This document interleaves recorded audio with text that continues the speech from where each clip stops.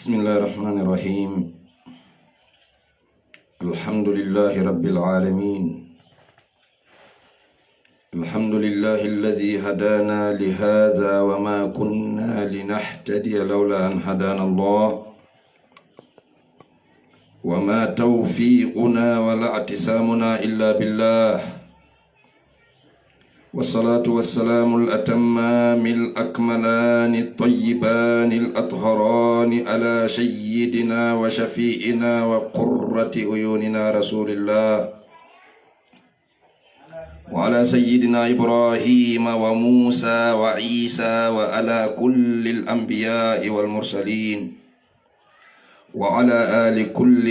وصحب كل أجمعين. أشهد أن لا إله إلا الله وحده لا شريك له، له الملك وله الحمد وهو على كل شيء قدير. وأشهد أن سيدنا محمد رسول الله، وصلوات ربي وسلامه عليه وعلى آله الطيبين الطاهرين وعلى صحابته الهر الميامين ومن تبعهم بإحسان إلى يوم لا مرد له من الله. أما بعد، السلام عليكم ورحمة الله. salmini kala ƴewti ɗo video ɗo senditimo. miɗo yewta yewtere wa ma tawfiqi non illa billah alayhi tawakkaltu wa ilayhi unib.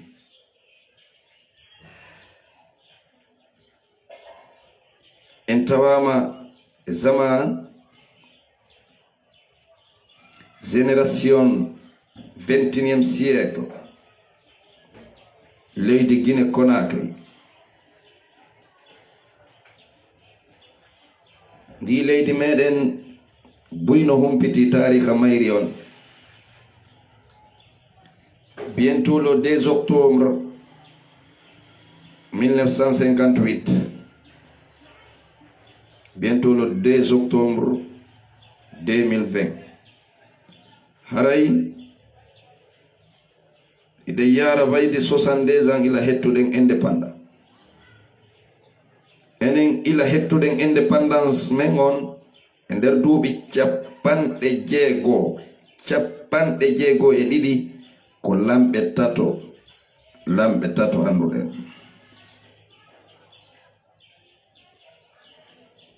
e adiɗo laamade on ko simple syndicat wonno mo ala gandal e hikma. o nodditori révolutionnaire, o sahimbini guinéen ɓe heewɓe fi hiwugol laamu makko. ɗum ɗon feƴƴi mo ɓe wiyata on général Lansana Conté hendori laamu ngon par coup d'état. ɗum arde kadi buy sahimbina wara on kadi holli doole e nder 24 ans. ɗum ɗon feƴƴi noon mayde on ponso pansa waɗe leydi ndi yimɓe sahimbina moƴƴa 28 septembre ko wiya ko wo 150 morts et plusieurs blessés.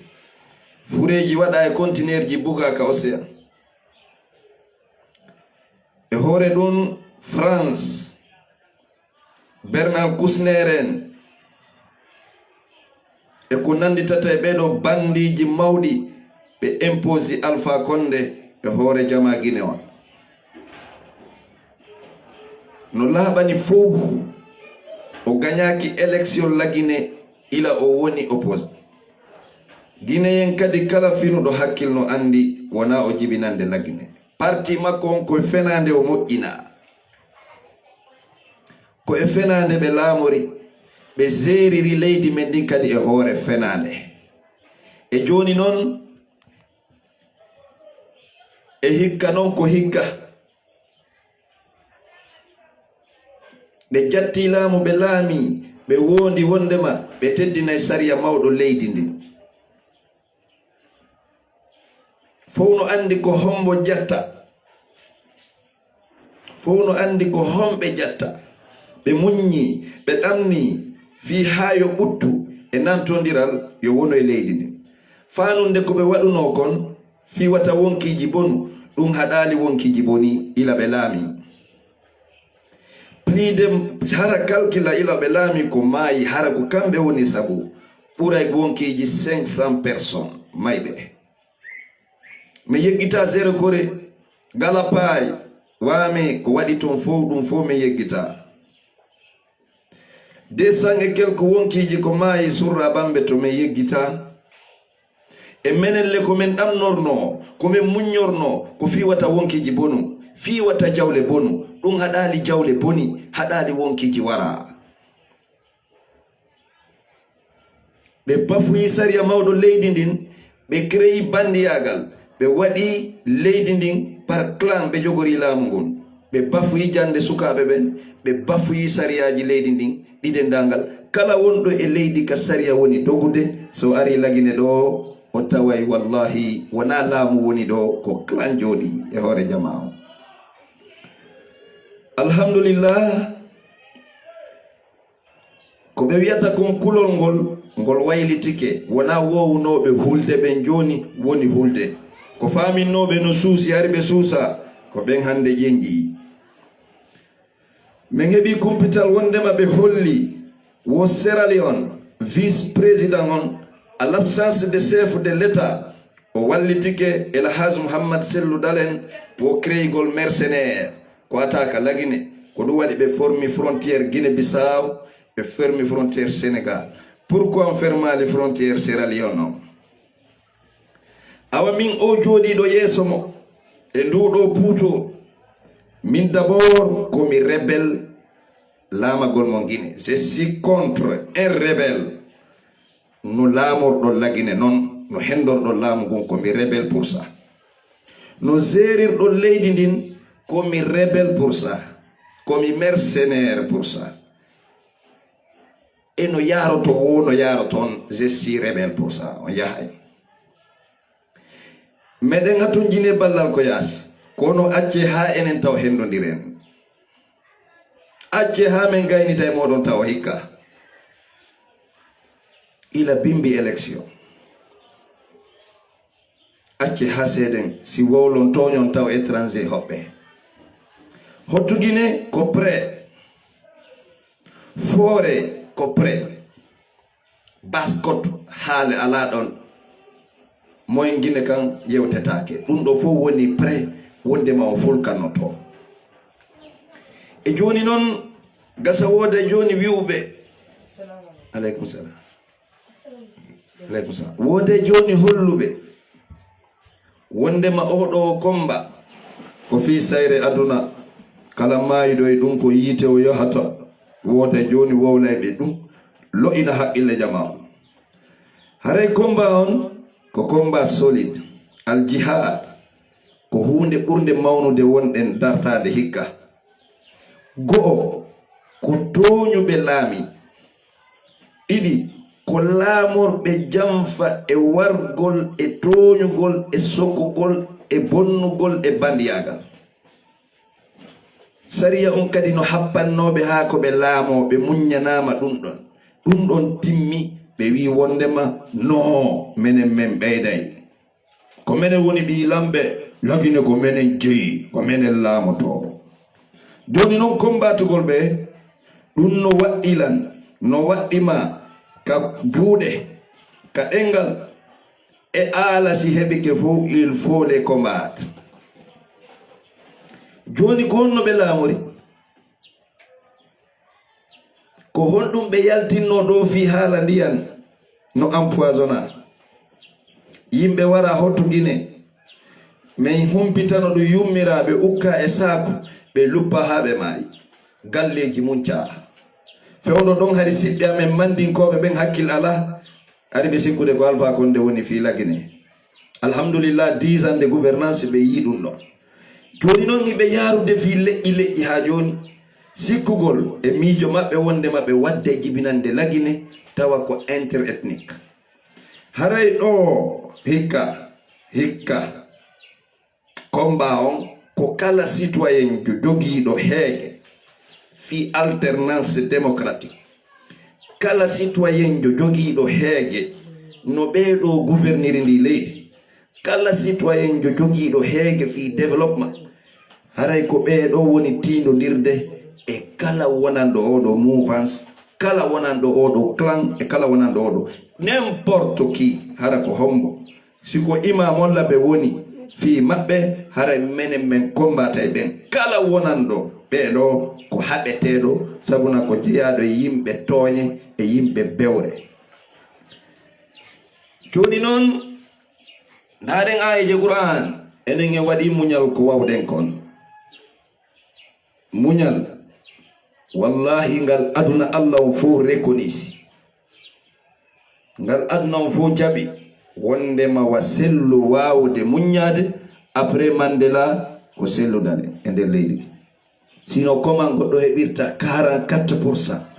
e nder 27 candidat heɓa antum 44%, goɗɗo heɓa 18, on gagnoma fanka ɗum muññoɗa ɗamnoɗa, e ɗum ko selludalen tun andira ɗum e aduna o fof wawugol sifa ɗum ɗo. e joni noon oɗo maketeɗo selludalen o holli wondema leer ardagol leydi ndin yoni, o holli wondema si ɓeeɗo ko guerre ɓe faala haray ɓe heɓay ɗum. ko hombo no wi nous sommes en guerre, ko hombo holli kan nous sommes en guerre, ko professeur Alpha Condé o wi, o yewti ɓe sigiri ɓen e ɓe kankam ɓen nous sommes en guerre. awa ko ɗum faala ɗon men walla yon. joni noon Qur'ana no yewta tappa hakkille lowɓe jasuɓe ɓen, andanda hoorema e kamɓe ko woni o ɓe accika Allah. Qur'ana wiɓe ɓe fenay, na ko woni waccete ka Allah. Qur'ana wi on fenay, on dartoto goɗɗum ɗum yotto ɗon.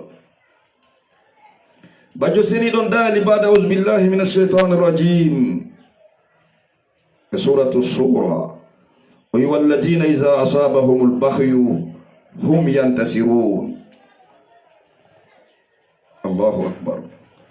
walladina iza asabahum lbahyu hum yantasirun, ay fihim quwwatul intisar mimman zalamahum wa atada alayhim laysu bi'ajizin wala adilla bal yaqdiruna ala al-intiqam mimman bagha alayhim wa idha kanu ma hadha idha qadaru afwan kama qala Yusuf alayhi salam li ikhwati la tasriba alaykum al-yawm yaghfiru Allahu lakum wa huwa arhamur rahimin. Qur'an tappay hakkil Allah holli ka deftere makko ɓe yimɓe si goɗɗo bewi e dow maɓɓe, si goɗɗo toñiɓe, si goɗɗo jaggiti e dow maɓɓe, ɓe yotto. Allah wi faman i'tada alaykum fa'tadu alayhi bimisli ma atada alaykum. Qur'an kala on jaggituɗo e dow mon, kala won ɗogoy e julɗo kala jaggutuɗo e dow moɗon fa'tadu alayhi bimisli ma tada alaykum. yerno jaggitiri noon onon kadi jaggitire noon e hoore makko. joni noon ɓeeɗo wa in janahu lissalmi fajnaha laha wa tawakkal ala llah, ɓeeɗo ɓe salike sulhu on, ɓe salike sariya mawɗo on, ɓe oñanike ɓuttu on. Allah wi si ɓe oñanike sulhu on e ɓuttu on, an kadi fajnaha laha, an kadi oño wa tawakkal ala llah, holora Allah. kulol sanzi kan. joni noon ɓe andanɗa hoorema si goɗɗo bewi e dow maɓɓe ɓe yotto. yottagol ngol haray ɓe mari taaga yottagol e on toñuɗoɓe o jaggiti e dow maɓɓe, hara ɓe ronka ɗum hiɓe wawi yottade. wona ɓe paresse, wona ɓe ronkuɓe yottagol, ɓe hattani, kono e hoore ɗum ɗon noon ɓe muñño. haja ka si tawi a ala on non kattal, haray na muñal wonduɗa ko ronkere, a ronku feere. ɓe andi Yusuf alayhi salam ko bengoto makko ɓe waɗi mo kum fo, ɓay o ari o heɗndike o laamu ɗum, o laamike Misra, ɓe aroyi ɓe anditimo o wino be la tasriba alaykumul yawm felore wo alana hon ande yaghfirullahu lakum ya Allah yafon wa huwa arhamur rahimin. Yusuf no wawno nangude bengoto makko be sokabe lettabe yotto mo marno ngal don kattal kono wi do me yafiki awa beedo do yo en lamade en frapay be fort nyande no hendi de lamu ngu jogide dole den fof hide wawi be zizude ha gayna wi en me yafiki on fi buttu kono fewdo do en ala dole do mabbe be sikkude kambe mari dole kono hibe holi hibe jenji haray yo jama wono pre yottagol de toñe wadude 2010 wujjede élection ka gagni 44%. Hikka si fala be gagnoto be wi'a be 90% be yahay. Famani itada alaykum fa'atadu alayhi bimisli ma tada alaykum. No jaggitir don lami do 2010 min jaggitira no men lamo 2020 jusqu'à 2030. Inna allaha ma'ana. Menen Allah me de wondi. En yahay toujours gal Qur'an Allah no wiya wa jazaa'u sayyi'atu misluha. Njoti bone mo boni ke ma fiya yoto ko yerko boni e ma kon non faman afa wa asla fa ajruhu ala Allah inna Allah la yuhibbu zalimin. E bedo ko toñe be lamori be gouverniri toñe joni no yottagol be dum no wadi en side mari dole mon e katal mon e ehide mari le yottoto hikka e bay ko be yottode yerno be wadirno e non kono yottorten be yiway kala yafa golbe yarla non konde laamide wonden lambe ben ko don nangeten be zizembe on tuma wiye nge yafiki ma en kondani wala man intasara ba'da zulmi fa ulaika ma alayhim min sabil. Kala on yottido bawo o toñede yotto da ko goddo waduma bawo o toñudema haraya andu ono yottotobe ben on ala bakatu hayye hunde ko mari bakatu ko ben toñobe Qur'ana yewti dum innama sabil ala alladhina yazlimuna an-nas wa yabghuna fil ardi bighayri al-haqq ulaika lahum adhabun alim. Qur'ana wi bembe no yotto ko be wada ko be ala bakat lawol wo ala no be hebira zunube mun sibe mayi e yotta gongol ko be yambe shahid hum shuhada inda rabbihim ko hombe mari bakatu ko bembe no tonya yimbe ben bembe no tonya leydi ndin tonya jama leydi ndin fu hibe dabbita ka leydi ko wona gonga mo'ina penale yimbe fenobe. Quatrième mi anda premier mandat dans 4e république e menen kanko do me yarirta kakine be si ondari o aya do ko be o aya sappi ko toñobe ko dabbitay be ka leydi meden ko wona gonga be bafi sariya mawdo leydi ndi be non no wodani be lette musude be doit frapper de fort ka aduna do be frapper kadi fort ka l'akhara malaika no wodi zabani yanko ko peppina be yawmal qiyamah ko yonata haraydey ko yen darto wa in aqabtum fa aqibu bi mislima uqibtum bih. Haray non wala in sabartum la huwa khairul lis-sabirin. Be toñi IFDZ be jaggiti e dow militant be IFDZ be datti IFDZ laamu won be wari militant be parti on be beppini mawbe sukabe ben be violi sonnabe ben no wi'a non ko duubi sappo be laamoto e joni non be jaggiti dum non kadi wo be watte kadi duubi jeego e ko men huluno 2010 men daɗaɗi min wara hottudine cuuɗi amen lanca siɓɓe amen foore wara gala baay women ɓe wara zergore Conakry axe hamdallah e ɓamɓe to min warana temeɗɗiɗo cuuɗi amen liɓa kaproraay liɓa kipe e ko ɗum ɗo fof min hulno magasin ji amen ɗin sunna madina ɓe créa faux circuit ɓe sunna jawle ɗen ila ɓe laami militant ɓe o parti perdi wonkiji ko yahata 300 hara ko militant parti o tun jawle kamɓe perdi des milliards et des milliards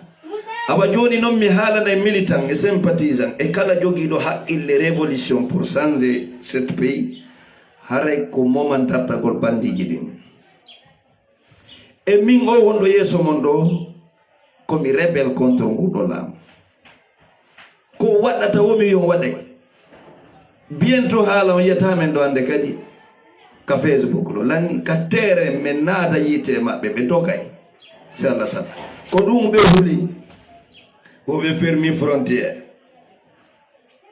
hiɓe wowla piiji ethnique mi holla yon Guinée yen fini hikka hottu Guinée pullo e maninka ko nene goto wona manjana wona sigiri wona kursa wona kerewani wona banankoro ɓe fof ɓe andi ɓe dartali ke fenade hikka ko menen e maɓɓe jogodirta kala administrateur jomo administration wonɗo toon min naada yiite maɓɓe si ñande weetayi ñande weetata lo 18 si onon wonan ɓe laamu ngu so yaltali waɗon denon so wiyon on yaltimo min traka yon kala ka wonɗo min ukka yiite mon ko Allah wi men ɗum yomin beppiŋo Allah wi men yomin beppiŋo bandi koyo soofine il faut frapper l'ennemi de pour moment ko Qur'ana wi ɗum Qur'ana on wi watten jaggito e dow maɓɓe kamɓe noon ɓe jaggite dow men 10 ans ɓe yeeyi litre essence 10 000 aduna on vota e barilon ari 30 dollars ɓe dari ɓe yeeyi litre 10 000 ala ko ɓe waɗali on leydi ndin ɓe waɗi jama on ɓe traki jama on ɓe waɗi intimidation awa c'est le moment frappugol ɓe beppina ɓe togodiren doole maɓɓe ɗe wo ko sendugol en e ɗulle noon marsata haray meɗen en face de vous min gula siɗo faala o moƴƴina e penale a selludalen a envoyé les mercenaires moi je suis un mercenaire je suis devant vous fils de ce pays mercenaire qui va vous traquer kala ka won ɗon on sikkude meɗen hattoji minen wonɓe lagine ɗo ɓe nous sommes frustrés de vous ñande ndi naati ɗo min naada yiite mon ɗum sadaka wala on juuliray kadi menen e Allah meɗen wondi inna allaha ma'ana min beppinayo hikka ko haɗata ɗum fof ko haɗata ɗum bimbi forte wi on min gañike ara yo mali si ɗum woppi onon kala wonɗo ka quartier ji wonɗo kawo kaɗa o yalta o wiya o démissioni si ɗum woppi min naaday umata sadia e mo hikka ko Allah wi men ɗum par ce que ko toñoɓe yimɓe huɗaɓe hikka min gayniday e moɗon si Allah sala ɓe fermi frontiére Guinée Bissau e frontiére Sénégal fi honɗum ɓe fermani fi honɗum ko fi honɗum ferman ɗon meɗen landi on ti sortuji parti on no arde fi honɗum parti o moƴƴinanoy Sénégal acci lagine fi honɗum UFDG tawa kamɓe lagine ɓe ronkay produisugol tisort ko Sénégal ɓe yaata ko parce que ko Sénégal jogi ko wiyete démocratie ko Sénégal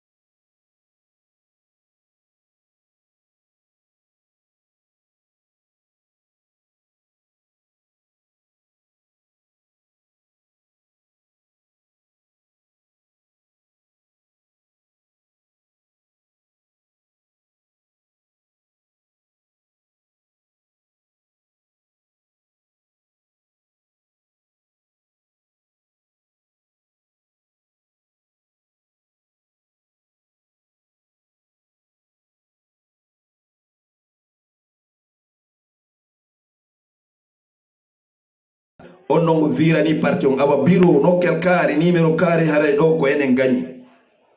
ko non yarata wiede 0 heure haray parti on déclaré vainqueur ila bemminde ñande wone prêt rekkilugol ala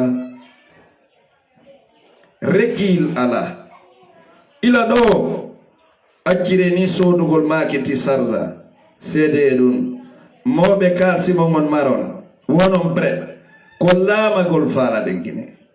IFDG ko ardagol faala ko beɓe laamo e ɓay ɓe laamoto leydi nin ko kafa haray ko ɗum wakkilina ɗon andon enen e Allah hiɗi wondi mo kala yo wono prêt ono wonɓe kayasi mi yiɗana on mi yarlanaki on yon jooɗo ayni ɗon min ɗi bandiji ɗi wara men ma men wara ɗi tawa no woodi ko wawɗon onon ɓe wonɓe kayasi wonirɓe États-Unis d'Amérique France Europe en général ha Asie Afrique fof kala ko wonirɗon il faut traquer les ambassadeurs il faut les attaquer il faut détruire les ambassades raɗeɓe yoɓe fulkanno ko premier position on non si tawi leydi ndin fop lagini ala représentant ambassade haray filamu maɓɓe ngu sefin wona yon jooɗo ayni ton men koyo wonu pré hare nden minen komin pré hare nden raɗo ɗon ɓe raɗe ambassade ji ɗin ila bimbilo 18 kala ka ambassade woni ambassade guine wonɗo Washington wonɗo Paris wonɗo Bruxelles partout il faut les traquer yoɓe yaltu toon yoɓe artu lagine ɓe arga men naada yiite maɓɓe hikka men ukkay ko umata saje mon na ɗum faallo men walla yon huɗaɓe kulle wallahi kon kulle ko pinkari tun andi natugol e mon ko ɗum handu ɗon seludale wo ko kulle mo jokki kulli haray ko kullil on fop mon lanɗo mon e onon on fof kon kulle hikka noon on wawu traqué fort père kulol ɗum sanzi kan ko onon jengi hande ko onon wondi intimidation ko onon bonni ko onon ƴengi ko onon huli menen men hula men bonna menen ko datagol men woni résistance on toñi men on jatti men laamu on wari men on bonni jawle amen wiyon on laamitoto men findarayin men naade yiite mon hikka ko hulɗon ko mon daɗata ko dandata on ɗum wo ko renon sugol wiyon way non mi reconnaissy victoire UFDG si ɗum wopi lagine ɗo kala yaltinɗo auto mum kala udotuɗo place mum men naada yiite makko foppu kayasi ha guɓe e jonde seeɗa rekkilala ko une semaine waɗata ko 2 semaines ko 3 semaines 1 mois de wona yo goto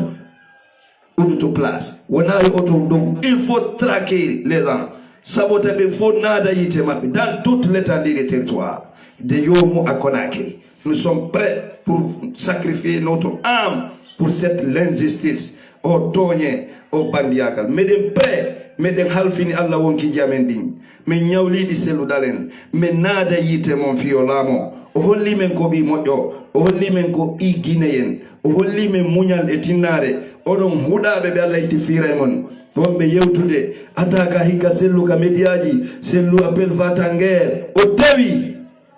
tewi pas hikka men naada yiite mon père on sanji kan selludalen o wi hikka siko gueɗe faala ɗon men walla yon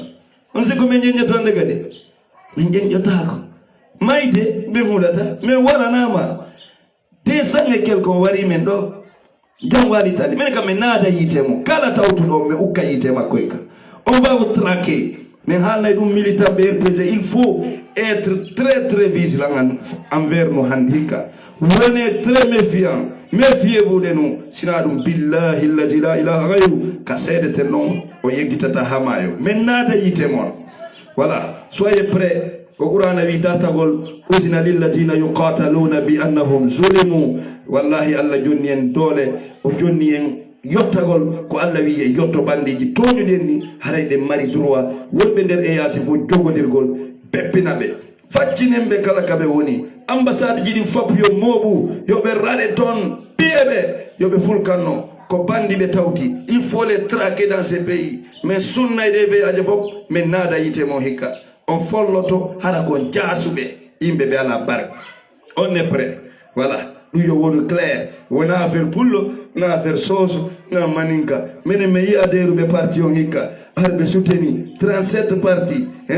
wona hayka wona leƴƴi wonɗo min andi politique mon on est fini avec ça maintenant meɗen mari maninkaɓe solide fidèle